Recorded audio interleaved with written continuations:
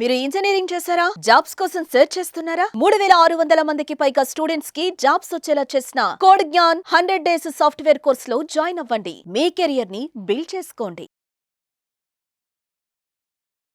నమస్కారం అలగరి రవీంద్రనాథ్ గారు. నమస్తే గారు.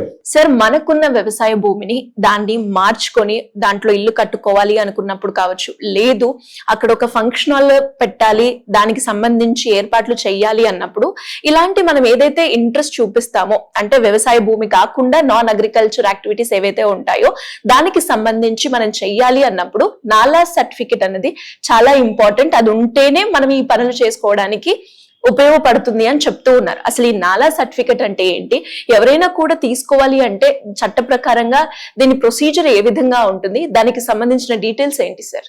ఉదాహరణకి మనకు ఒక ల్యాండ్ ఉంది, కొన్ని సెంట్లు కావచ్చు, లేకపోతే ఇక్కడ తెలంగాణలో అయితే గుంటలు అంటారు. కొంత ల్యాండ్ ఏదైతే ఉంటుందో ఈ ల్యాండ్ ని వ్యవసాయ పరంగా ఉపయోగిస్తున్నాం. సో ఈ వ్యవసాయంగా ఉన్నటువంటి ల్యాండ్ ఏదైతే ఉందో అది వ్యవసాయం కాకుండా అక్కడ ఒక హౌస్ కట్టాలనో, లేకపోతే ఒక ఫ్యాక్టరీ కట్టాలన్నా, లేదంటే ఒక పెట్రోల్ బంక్ పెట్టుకోవాలి, లేకపోతే హౌస్ కట్టుకోవాలి, ఇతరత్ర అంటే వ్యవసాయం కాకుండా నాన్ అగ్రికల్చర్ ల్యాండ్ గా ఉన్నటువంటి యాక్టివిటీ చేయాలి అన్నటువంటి సందర్భాల్లో ఆ వ్యవసాయం ఆ అగ్రికల్చర్ ల్యాండ్ ని నాన్ అగ్రికల్చర్ ల్యాండ్ గా కన్వర్షన్ చేయడం కోసం దాన్ని కన్వర్షన్ అంటారు, ల్యాండ్ కన్వర్షన్ అంటారు, లేదా నాలా సర్టిఫికేట్ అని ఈ మన రెవెన్యూ రికార్డ్స్ పరిభాషలో మాట్లాడతాం. సో నాలా అన్నది it is very very important. నాలా అంటే NALA, నాలా అంటే non agriculture land assessment, NALA అంటారు దీన్ని. యాక్చువల్ నాలా అంటే ఏదో కాలువలు కాదు, పదం అలాగే వస్తుంది, కానీ NALA అంటే నాన్ అగ్రికల్చర్ ల్యాండ్ అసెస్మెంట్. ఇది యాక్చువల్గా ఒక యాక్ట్ వచ్చింది, 2006 లో యాక్ట్ వచ్చింది. ఆ యాక్ట్ ప్రకారం దీన్ని చేస్తూ ఉంటారు. అంటే ఏంటంటే మనం ఉన్నటువంటి వ్యవసాయ భూమిని భవిష్యత్ అవసరాలకు దృష్టిగా ఇప్పుడు రియల్ ఎస్టేట్ లేఅవుట్లు చేస్తారు. సో లేఅవుట్ లో ఒక లేఅవుట్ వేయాలన్నా, ఒక లేఅవుట్ లో ఆ లేఅవుట్ ని ప్లాట్లుగా డివిజన్ చేసి లేకపోతే ఒక కన్స్ట్రక్షన్ చేయాలన్నా ఫస్ట్ ఆఫ్ ఏంటంటే ఈ ల్యాండ్స్ అన్ని కూడా అగ్రికల్చర్ ల్యాండ్స్ ఉంటాయి. అగ్రికల్చర్ ల్యాండ్ ని నాన్ అగ్రికల్చర్ ల్యాండ్ గా మార్చడం కోసం అని చెప్పి గవర్నమెంట్ కి మనం ఒక ఫీజు చెల్లిస్తే ఆ అగ్రికల్చర్ ల్యాండ్ ని నాన్ అగ్రికల్చర్ ల్యాండ్ గా కన్వర్ట్ చేస్తుంది గవర్నమెంట్. ఎంత ఉంటుంది సార్? సో దీనికి ఫీజు చెప్తాను. సో ఇది చేసే అధికారం ఎవరికి ఉంటుందంటే MRO గారికి ఉంటుంది. MRO గారు దీనికి సంబంధించి మనం అప్లై చేసుకోవాలి. ఇప్పుడంటే ధరణి పోర్టల్ ఉంది కాబట్టి ఇప్పుడు రీసెంట్ గా దాన్ని మళ్ళా ధరణి పోర్టల్ కూడా మారుస్తున్నారు, పేరు మారుస్తున్నారు. ప్రెసెంట్ గా ధరణి పోర్టల్ ఉంది. ధరణి పోర్టల్లో దీనిలో మన సైట్ కి సంబంధించినటువంటి మొత్తం వివరాల్ని అప్లోడ్ చేయాలి. మీ సేవ ద్వారా చేయొచ్చు, లేకపోతే ధరణి పోర్టల్ డైరెక్ట్ గా వెళ్ళి కూడా చేసే అవకాశం ఉంటుంది. అక్కడ మన స్థలానికి సంబంధించిన పాస్బుక్, మన ఆధార్ కార్డ్ డీటెయిల్స్, అదేవిధంగా సర్వే నెంబరు, ఆ సైజ్ యొక్క విస్తీర్ణం, ఎంత ల్యాండ్ అయితే ఉంటుంది, డీటెయిల్స్ అన్ని కూడా మనం అప్లోడ్ చేసిన తర్వాత అది MRO గారి దృష్టిలో వెళ్తుంది. MRO గారు అక్కడ కంప్లీట్ గా ల్యాండ్ కంప్లీట్ గా వాళ్ళ కొద్ది రోజుల పాటు దాని లీగాలిటీ ఎంత వరకు ఉంది, ఆ ల్యాండ్ కి ఉన్నటువంటి ఒరిజినల్ డాక్యుమెంట్స్ అన్ని కూడా, పహానీస్ అన్ని కూడా డాక్యుమెంట్స్ వాళ్ళు చెక్ చేసిన తర్వాత అప్పుడు వాళ్ళు ఇష్యూ చేస్తారు. ఆ MRO లెవెల్ నుంచి RDO లెవెల్కి వెళ్తుంది. RDO లెవెల్ లో కంప్లీట్ గా దాన్ని చెక్ చేసిన తర్వాత మనకి సర్టిఫికేట్ ఇస్తుంది. ఆ సర్టిఫికేట్ నే నాలా సర్టిఫికేట్ అంటారు. ఇది ముందు ప్రాసెస్ చేసే ముందు దానికి ఒక ఫీజు చెల్లించాల్సి వస్తుంది. సో ఇంతకు ముందు 2014 మనకు ఉమ్మడి ఆంధ్రప్రదేశ్ ఉన్న సందర్భంలో ఏం చేశారంటే ఆ ఫీజు 9% ఉండేది. అంటే ఆ 9% ఏంటంటే అక్కడ ఉన్నటువంటి మార్కెట్ వాల్యూ, అంటే ఆ ఎకరం భూమి ఎంత ఉంది అక్కడ మార్కెట్ వాల్యూ ప్రకారం దాన్ని బేస్ చేసుకొని గవర్నమెంట్ వాల్యూ వేరే, మార్కెట్ వాల్యూ వేరే ఉంటుంది. మార్కెట్ వాల్యూని కార్డు వాల్యూ అంటారంటే మనం రిజిస్ట్రేషన్ ఆఫీస్కి వెళ్ళి ఇక్కడ ఎంత వాల్యూ ఉందంటే గవర్నమెంట్ రికార్డ్స్ వాళ్ళు చెప్తారు, వాళ్ళు మనకు ఒక సర్టిఫికేట్ ఇస్తారు, దాన్ని కార్డు వాల్యూ అంటారు. కార్డు వాల్యూ సర్టిఫికేట్ కూడా దగ్గరగా ఉన్న సబ్ రిజిస్టర్ ఆఫీస్ వాళ్ళు, లేకపోతే ఇప్పుడున్న MR ఆఫీస్ వాళ్ళు, అంటే ఇక్కడ రిజిస్ట్రేషన్స్ అన్ని కూడా MR ఆఫీసులు చేస్తాం కాబట్టి MR ఆఫీస్ లో మనం కార్డు వాల్యూ తీసుకుంటే కార్డు వాల్యూని బేస్ చేసుకొని అక్కడ మనం ఇచ్చే అవకాశం ఉంటుంది. ఇంతకు ముందు 9% ఉండేది, అంటే ఉమ్మడి ఆంధ్రప్రదేశ్ ఉండేటప్పుడు 9% ఉన్నటువంటి ఏదైతే ఈ నాలా చార్జెస్ అనేవి ఇప్పుడు దాన్ని తగ్గించి 3% తీసుకొచ్చారు అనమాట. సో 3% ఆఫ్ మార్కెట్ వాల్యూ, దాని వాల్యూ ఎంత ఉంటుందో దాని మీద 3% ఆఫ్ వాల్యూని మనం గవర్నమెంట్ కి చెల్లించగలిగితే, అంటే గృహ అవసరాలకు సంబంధించి లేఅవుట్లు ఇట్లాంటివి 3%, అదే ఫ్యాక్టరీలు ఇట్లాంటివి కట్టాలనుకుంటే 5% ఉంటుంది. 3 to 5%, 7% కూడా ఉంటుంది, 10% కూడా. అంటే వాణిజ్య సముదాయ హై రైజ్ అపార్ట్మెంట్స్ కట్టాలనుకుంటే ఒక రకంగా ఉంటుంది.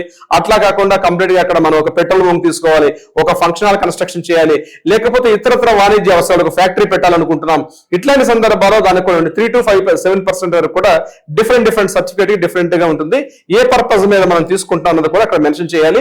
మెయిన్ ఏంటంటే ఆ ప్రాపర్టీకి సంబంధించినటువంటి మన దగ్గర ఉన్న డాక్యుమెంట్స్ అంటే పట్టాదారు పాస్ పుస్తకంతో సహా అన్ని కూడా అప్లోడ్ చేయాల్సి వస్తుంది. అయితే ఇది బేసిక్ సర్టిఫికేట్, నాలా సర్టిఫికేట్ లేకుండా ఎటువంటి యాక్టివిటీ కూడా అక్కడ చేయడానికి కుదరదు ఈ యొక్క నాలా సర్టిఫికేట్ లో.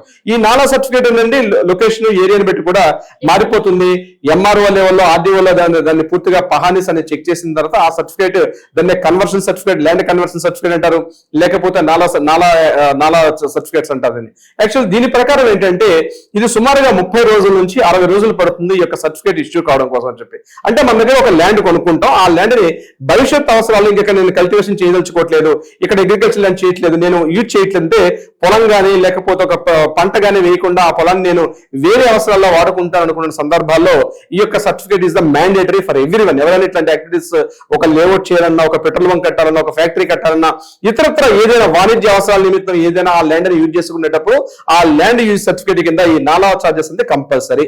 సో నాలా సర్టిఫికేట్ లేకుండా కానీ మనం ఏదైనా ల్యాండ్ అట్లాంటి యాక్టివిటీస్ తీసుకుంటే ఇమీడియట్ గా రెవెన్యూ డిపార్ట్మెంట్ వాళ్ళు వచ్చి ఆ బిల్డింగ్ కూలగొట్టడం కానీ లేకపోతే అక్కడ లీగల్ యాక్షన్స్ తీసుకొని దాన్ని పూర్తిగా వాళ్ళకి సీజ్ చేసే అవకాశం కూడా ఉంటుంది. కాబట్టి ఈ లీగల్ సర్టిఫికేట్స్ రెవెన్యూ రికార్డ్స్ లో పరిభాషలో ఈ నాలా ఇస్ వెరీ వెరీ మ్యాండేటరీ. దీన్ని నాలా సర్టిఫికేట్ అని అంటారు. అదేవిధంగా ఈ లేఅవుట్ లో ప్రాపర్టీస్, లేఅవుట్ లో ప్లాట్లు పర్చేజ్ చేసేటప్పుడు కూడా, లేకపోతే అపార్ట్మెంట్ లో ఫ్లాట్స్ కొనేటప్పుడు కానీ, లేక అదేవిధంగా ఒక లేఅవుట్ లో ప్లాట్ కొనేటప్పుడు కానీ తప్పనిసరిగా ఆ డాక్యుమెంట్ వెరిఫికేషన్ లో నాలా సర్టిఫికేట్ ఉందా లేదని కూడా చూడాల్సిన అవసరం ఉంటుంది. ముఖ్యంగా ఇక్కడ మళ్ళీ డౌట్ వస్తుంది, సార్ ఏదైనా ప్రాపర్టీ మేము నాలా సర్టిఫికేట్ ఉన్నటువంటి ల్యాండ్ పర్చేజ్ చేయాలా, లేకపోతే నాలా లేకుండా మేము ప్రాపర్టీ కొనుక్కున్న తర్వాత చేసుకోవచ్చు అని కూడా చాలా మంది మన కొంతమంది డౌట్స్ రైజ్ చేస్తూ ఉంటారు. సో దీనికి సంబంధించి ఏంటంటే మీరు ఆల్రెడీ నాలా సర్టిఫికేట్ అంటే నాన్ అగ్రికల్చర్ నాలా సర్టిఫికేట్ ఏంటి, అగ్రికల్చర్ ల్యాండ్ నుంచి non agriculture land conversion certificate ఉన్నా తీసుకోవచ్చు, లేకపోతే ఆ ప్రాపర్టీ రిజిస్ట్రేషన్ చేసుకొని మీ పేరు మీదుగా సేల్ డీడ్ చేసుకున్న తర్వాత మీకు పట్టాదారు పాస్ పుస్తకం వచ్చిన తర్వాత కూడా మీరు కూడా కన్వర్షన్ చేసుకునే అవకాశం ఉంటుంది. బట్ ఏంటంటే ఎవరి పేరు మీద అయితే పట్టాదారు పాస్ పుస్తకం ఉంటుందో వాడి పేరు మీద మాత్రమే నాలా సర్టిఫికేట్ ఇష్యూ చేస్తే అది గుర్తుపెట్టుకోవాల్సిన అవసరం. తర్వాత వన్స్ నాలా సర్టిఫికేట్ వాళ్ళ మీద తర్వాత మళ్ళీ మీరు రెవెన్యూ కార్డ్స్ లో దాన్ని మ్యూటేషన్ చేసుకునే సందర్భాల్లో దాన్ని కూడా చేసే అవకాశం కూడా మీకు ఉంటుంది.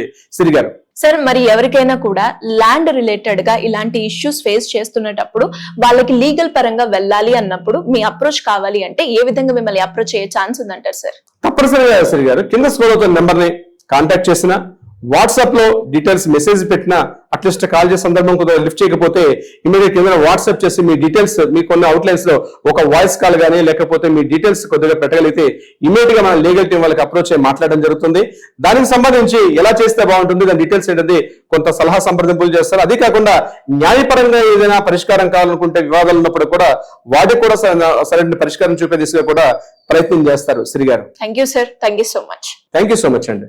సుమన్ టీవీలో మీ పర్సనల్ అండ్ బిజినెస్ ప్రమోషన్స్ కోసం కింది నెంబర్కి కాంటాక్ట్ చేయండి.